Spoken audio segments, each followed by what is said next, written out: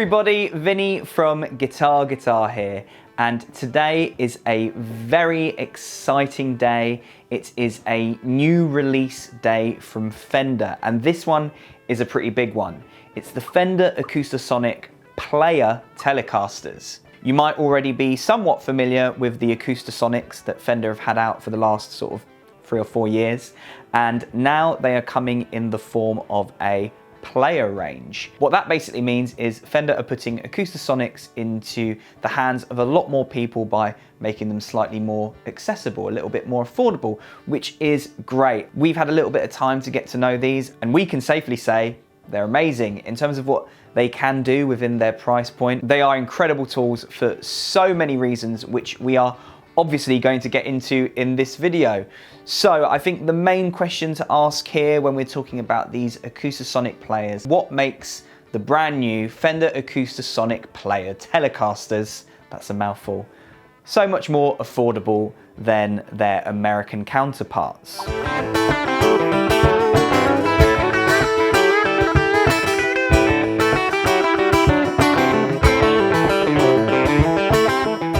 I think the best place to start is maybe to just summarize what the Acoustasonics are all about and why they exist in the first place. So, as I've already mentioned, Fender first released USA models a few years ago, starting out with Telecasters, moving on to Strats, and then last year, or maybe even this year, I'm kind of losing track of time, they released the Jazzmaster, which we did do a pretty cool video of. My good friend Tom, who is also in this video playing these ones, played on that, and it sounds amazing. It's a really great demo, and it does give you a good idea of what they do. So the main kind of purpose of the Acoustasonic is to bridge the gap between electric guitars and acoustic guitars. And I wouldn't say the Acoustasonic is necessarily one or the other. It's kind of its own thing, which is pretty cool. It has its very own unique design in the way that it's made. It's got this very thick top and this, what they call a waterfall sound port. And the way that it's designed just makes for an incredible electro-acoustic sound, whether you're going for those acoustic tones or whether you're going for those electric tones. And that's the other thing that's really great about the Acoustasonic. It has a load of blending controls that are easily accessible to you on the control panel. So you've got a pickup selector and a blend knob, as well as the volume knob, obviously. So the blend knob, depending on what position you're in on the pickup selector, and this is true of all of the Acoustasonics, you know, they do have different features depending on which one you're looking at. You can blend between 2 different sounds. You can go all the way one way to A, all the way the other to B, or find something in between, which is really useful to have.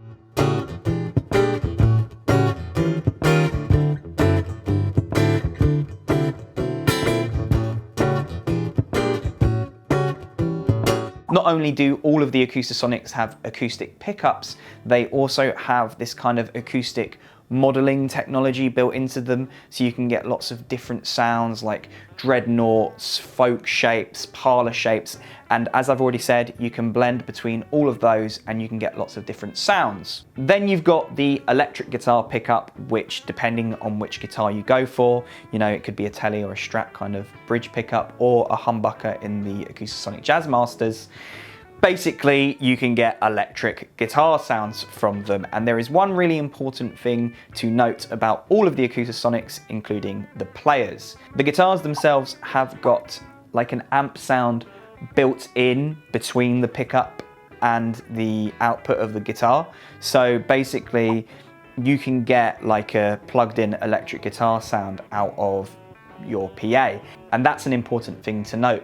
These are designed to be plugged into a PA or an acoustic amp, not an electric guitar amp, so that you can then get sort of like a flat response and you can get the electric guitar sounds out of the amp, if that makes sense. Basically, it's kind of like a one-size-fits-all. You kind of see hybrid acoustic electrics that you maybe have one output for the acoustic sounds, one output for the electric guitar sounds, and then you can split the amps. This doesn't do any of that. This is just one output and it's all integrated within the control panel, which I think is really cool from Fender, and I definitely feel like that's one of the best parts about the Acoustasonic. It is all just in one piece, and it's great for that. I love that. So you might be asking yourself, well, what is the Acoustasonic good for? And to be honest with you, a little bit of everything. It's great for live use, but then it's also great for recording too. So let's talk about some of the applications you might use it for. So the first thing that comes to mind for me is going to be people that love using things like loop stations, people that are maybe doing performances where it's just them and they have to achieve lots and lots of different sounds from one instrument. You'll see in the sound bites in this video, which we will also upload separately that you can watch on their own if you don't want to hear any more of me talking, that Tom, who I already mentioned, does a lot of sort of looping work with percussive elements and electric guitar sounds and acoustic guitar sounds, blending it all together to make basically a full instrumental. And the fact that you have all of those sort of different sounds integrated into the guitar, as I've already mentioned, you can really get a lot out of it. And for me, first and foremost, it is perfect for those types of musicians. However, you might not be a looping musician, but you might need an acoustic guitar sound on the stage. If you've ever played an electroacoustic at a venue of some sort, you might already be familiar with all of the problems that you will face when you do that. Acoustic guitars are designed to be very resonant, and what happens in turn when you've got loud electric guitars or drums or, you know, everything else that comes with a very loud gig, the acoustic guitar basically recreates all of that vibration and you can get a lot of feedback. So it's really hard to have an acoustic guitar that can cut through the mix in a live setting. Whereas the Acoustasonic, it doesn't do that because of its slightly thinner body, the way that it's designed. You can pretty much plug it in to a PA and you can have an acoustic guitar sound that isn't battling with all of the other instruments, which is, again, amazing for live use. On the other side of the coin, the Acoustasonics are also really great for recording because you've got all of these different acoustic and electric sounds to your disposal. So, you know, if you're not quite sure, you don't have a studio where you've got access to lots and lots of different acoustic guitars and you maybe want one sound for one part and another sound for another, you can blend between things, find the right thing for your song, and yeah, you can just record it straight from the guitar into your interface and you're gonna have a really good acoustic sound, or electric if that's what you want as well. The other thing that's important to note in terms of feel with the Acoustasonics is that they almost feel like an electric more so than an acoustic. So if you've ever played an acoustic and you've never really felt like you gel with the feel of the neck and the fingerboard, and you feel like you need something that's maybe just a little bit more like an electric in terms of playing it on the neck, the Acoustasonic is probably going to tick that box for you. And also bearing in mind a point that I've made already in this video, the Acoustasonics aren't really a direct replacement for an electric or an acoustic. They kind of fit into their own sort of category, which I feel is quite interesting for a lot of different players. If maybe you're looking for just inspiration in a different place and you want to maybe try some new things out, then the Acoustasonic might be for you. So we've spoken very broadly about all of the things that make the Acoustasonics so appealing to so many people. However, one of the issues that I feel like a lot of people have maybe faced up until now is that considering that the Acoustasonics are American made, they might not be in an accessible price point for everyone, which is where the players come in. And this is where it gets exciting because obviously that's what this video is about. Let's talk about that, let's focus, let's not get distracted by American made Acoustasonics, and let's talk about these.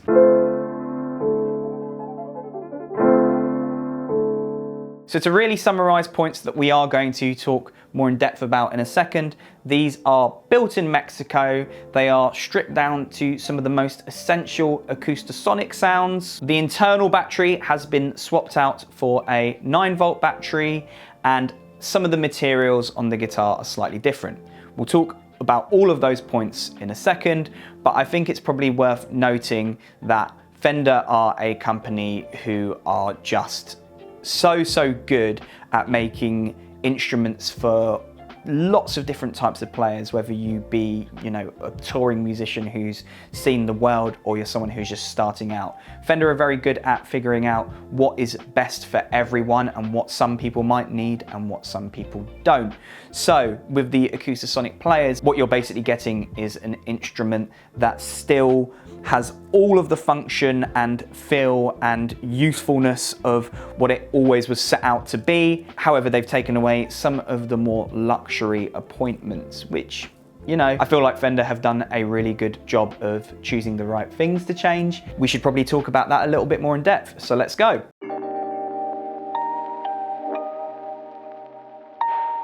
So the first thing that I mentioned is that these are built in Mexico, whereas all of the other Acoustasonics up until this point have been American made. These are Mexican made. So if you're familiar with the Player series, the Vintera series, the Player Plus series, those are also all made in Mexico. A lot of the guitars built in Fender's Mexican factories are on a little bit more of sort of like an automated process, as opposed to the American guitars, which maybe have just a little bit more of sort of a finesse when it comes to the hand finishing. But what Fender have proven time and time again with all of the ranges that I've already mentioned is that these guitars are definitely not a compromise when it comes to quality and feel and just giving you that Fender experience.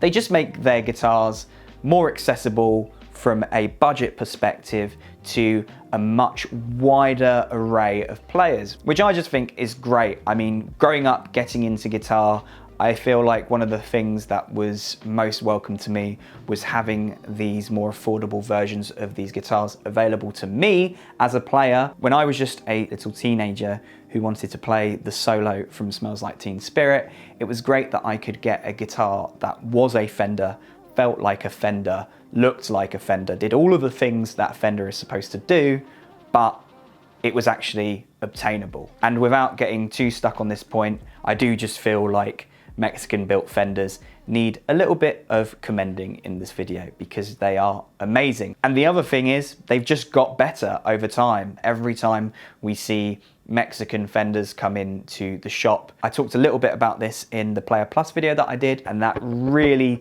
does show in these Acoustasonic Players. The build quality is amazing.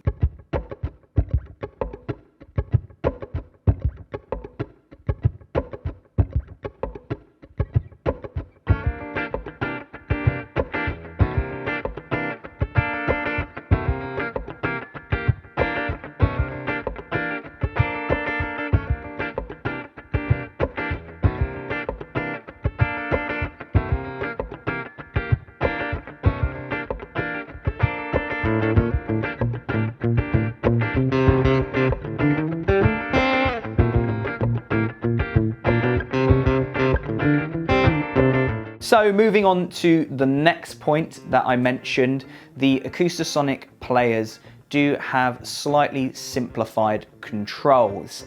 And I already mentioned this, but I feel like Fender have done a really good job of keeping the identity of what makes the Acoustasonics such great tools, whilst also getting rid of some of the sounds that you might get on the American built ones to obviously make these a little bit more affordable. So you have got a very simple control layout. The Acoustasonic Players have got one volume control, one A/B blend control, and then you've got a three-way pickup selector. So you've got 3 positions on the pickup selector, and on each of those positions you have an A sound and a B sound, which you can blend between with the blend control. So working backwards with the positions, position 3 are your 2 acoustic sounds. Position 2 is your lo-fi clean and crunch sounds, which are basically your piezo sounds, which is the acoustic pickup under the bridge. And then position 1 are your electric sounds, which we will go a little bit more in depth about in a second. But it's important to note here, with just a 3-way pickup selector and a blend control, you've got 6 different sounds which you can mess about with all you like and get lots and lots of different versatile acoustic and electric sounds from, which I think is brilliant. As I did mention, the USA models do have a few different options. I believe it's 10 different options on those. So if you feel like maybe you need a little bit more, then maybe those are for you. But if you like the sound of this, then let's carry on and let's talk a little bit more in depth about what these sounds sound like.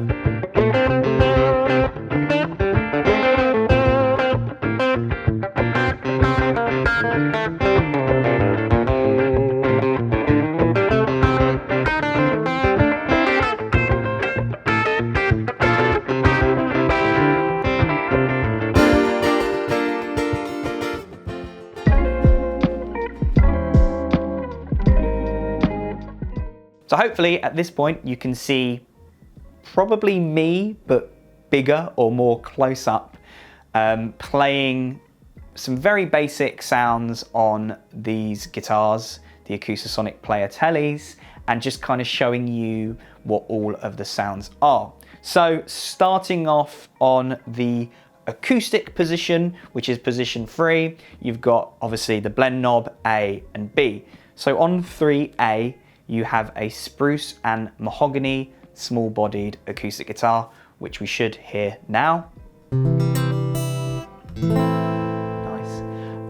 So if you aren't familiar with what that should sound like, I guess it's somewhere between sort of like a parlory, folky guitar. It's got kind of a little bit more of a bitey sound. So if you're doing like picked out bits or finger picky bits, then that position might be good for you. And then on the other side of the blend knob, you have 3B, which is a spruce and rosewood dreadnought sound, which we should hear now.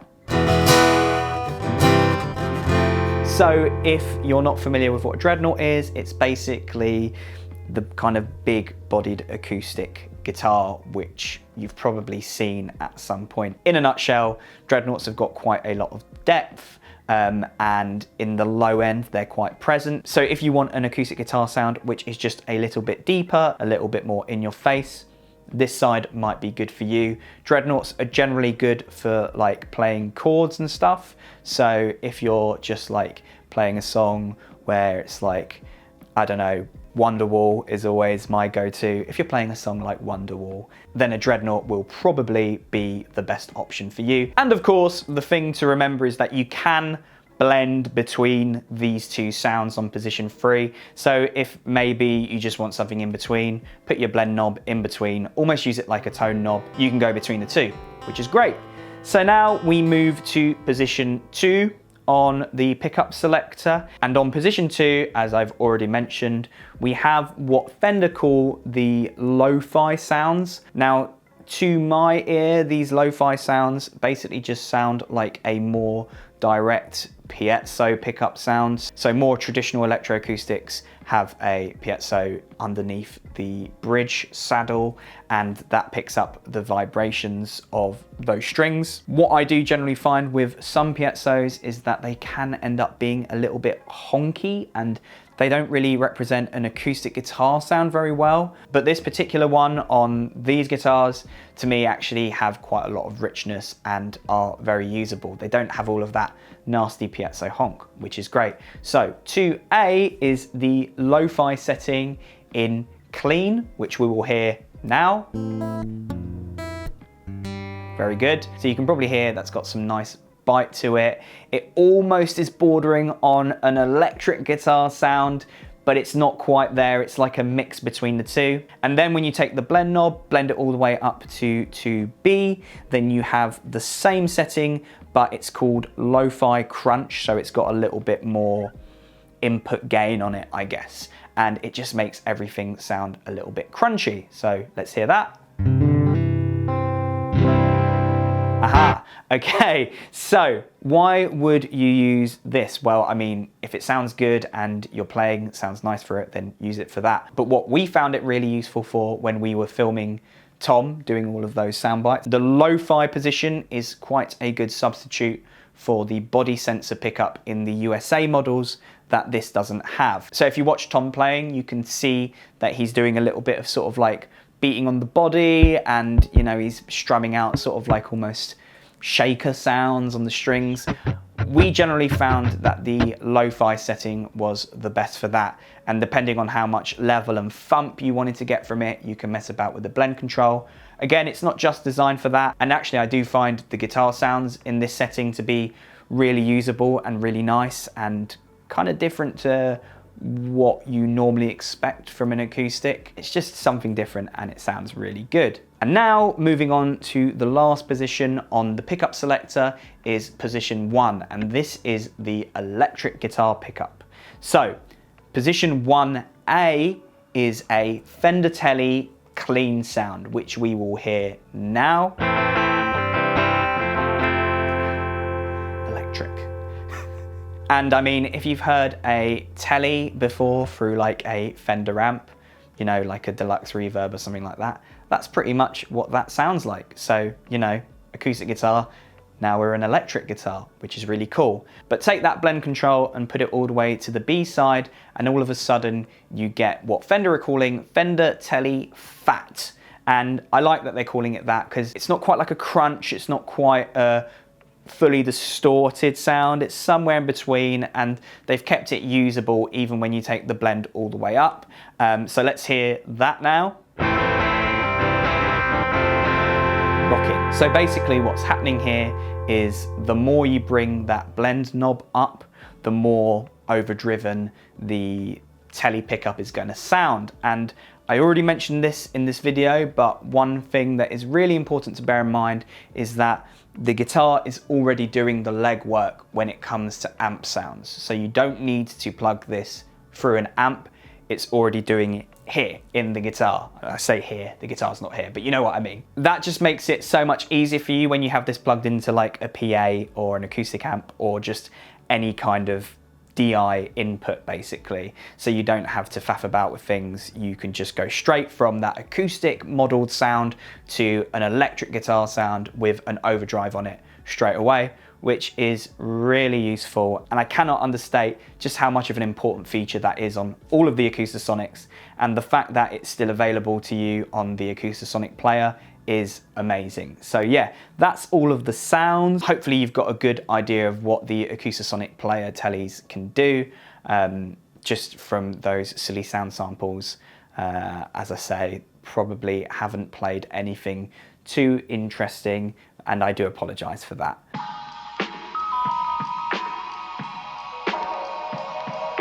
And now moving on to some of those other changes that Fender have made to these to make them just a little bit more accessible. So I mentioned the battery. You don't have an internal rechargeable battery on these. It's just a 9-volt battery. I mean, if you've ever owned an electroacoustic or pretty much any guitar pedal, you're already very familiar with these types of batteries. They seem to just be the standard battery that you get with anything that comes with a guitar, so no problems there. Very easy to replace, very easy to get hold of. You're not going to have to be phoning up every music shop in the world trying to figure out, you know, oh, I've run out of battery on my Acoustasonic Player Telecaster, please can you help me? Oh no, sorry, that battery doesn't exist anymore. Oh, that's a shame. Why did they do that? Oh, I don't know, that was a stupid business decision, wasn't it? Yes. Yeah, okay, bye. Yeah, bye. You're not going to get that. So yeah, let's move on from that. The other big change here is that the fingerboard and bridge materials on the Acoustasonic Players are made of rosewood. On the American models, they're made out of ebony. On these, again, rosewood. So by using rosewood, that does keep costs down. But I do think it's worth noting something here. A lot of manufacturers have stopped using rosewood on their guitars and replaced it with materials like Palfero, Indian Laurel.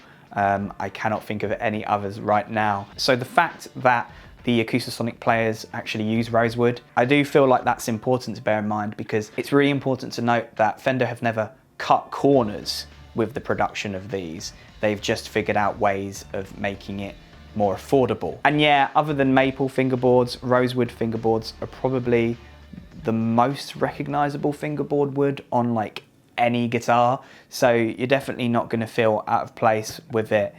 As I say, it does feel like an electric guitar on the neck, which is really nice on an acoustic guitar if you don't like all of the pain and hassle that comes with an acoustic guitar.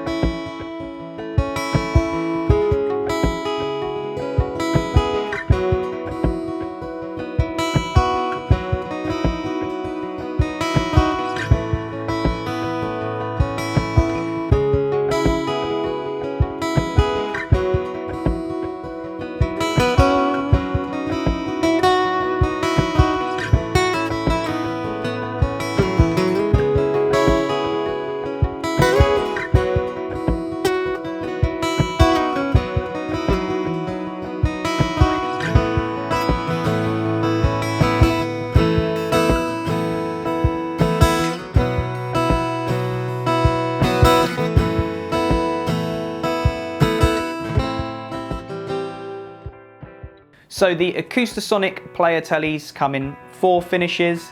They come in brushed black, Arctic white, Butterscotch blonde, which is a very classic Tele colour, and Shadowburst, which I think is new for the Acoustasonic Players, but if it's not, then I'll just cut this bit out and make myself look smarter. These guitars are made with a solid A-grade spruce top as well as mahogany back and sides. The construction itself in terms of bodywood is very similar to the American models on that front, which is good to know. You have the classic waterfall sound port on these that you have on the American models, which I already mentioned. 22 frets with a modern deep C neck profile, and you've also got a 12-inch fingerboard radius. I do feel like the 12-inch fingerboard radius was a good call on these. Although you have all of that feel of an electric guitar in the neck that I've already mentioned, I do think it's good to have that wider fingerboard radius. Just makes sense in the kind of context of having something which is acoustic and electric. You've got a nice satin finish on the neck, so you're not going to get any sticky, glossy bits when you're playing and getting sweaty. You also have a Graphtec Tusk nut. And finally, these come with the Fender Deluxe 1225 gig bag, which is the exact same gig bag that you get with the American models. So when it comes to bang for your buck, these are pretty good.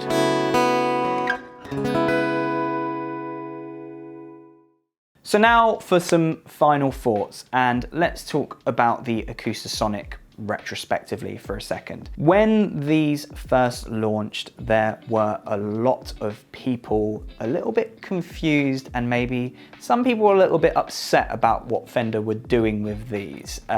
They definitely were met with some resistance, but you could also see what Fender was going for with the Acoustasonics. What's really great about the Acoustasonics is they've been around for a few years now, and I think people are realizing very quickly that these are kind of like a new modern classic in the Fender range. We've seen so many big time artists using these on stage, in videos. I think Bruce Springsteen used one. I know like Julian Baker used one. I saw a video of Jay Mascis playing one of the Jazzmaster ones.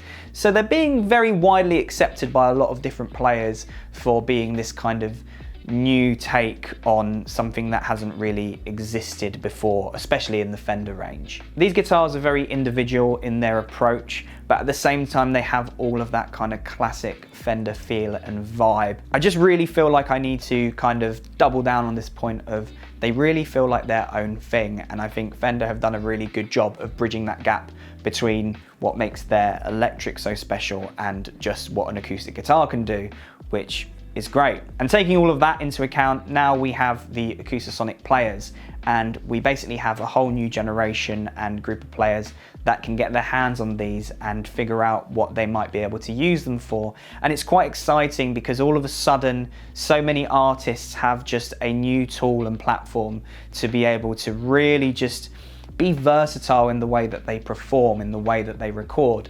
And I really love these guitars for that reason. And yes, Fender have omitted some features from these guitars to make them a little bit more affordable. As I say, I keep saying this, accessible to a wider range of audiences, but none of those omissions feel like compromise. It just feels like they've taken all of the identity of what makes the Acoustasonics as special as they are, and, you know, just refined it into something where, yes, you have less options, but it all is still there for you to use. I really do recommend, if you're watching this and you're interested in these, to give them a go. Come into a Guitar, play on one of the Acoustasonic Player Teles, because I just feel like until you get your hands on one, it might not make sense. You might see it and be like, that's kind of weird, I'm not sure, not really into what it's doing.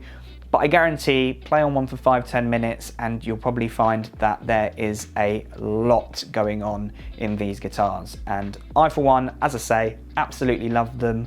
Top marks to Fender here. I think they have done an amazing job with these. And I'm really excited to see what all of you out there think of these, because we love them. And that's the end of that for now.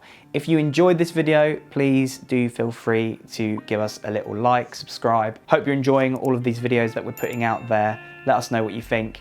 If you have any questions about these guitars or anything else, please do feel free to give us a little shout in the comments below.